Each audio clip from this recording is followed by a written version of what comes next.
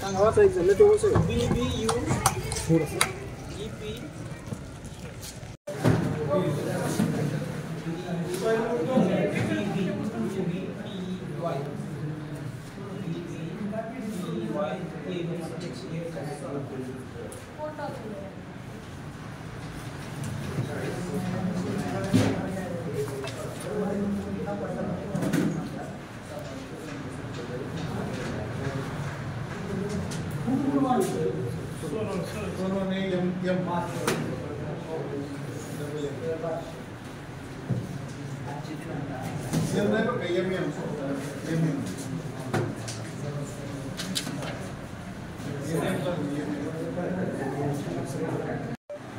खोली क्रमांक 12 sector officer मी Anil Kumar Shelke sector क्रमांक 22 या ठिकाणी आज आपल्याला ईव्हीएम मशीनचं हाताळण्याचं प्रशिक्षण घ्यायचं आहे आणि आपल्यासोबत आहेत सावंत साहेब.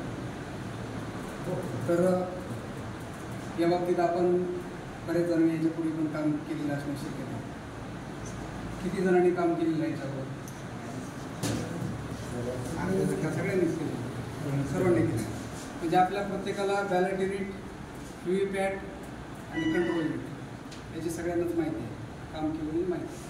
पण असं समजू आपण की परत एकदा उजळणी करू आपण कामाची. आता हे जे आपल्यासमोर बॅलेट युनिट आहे,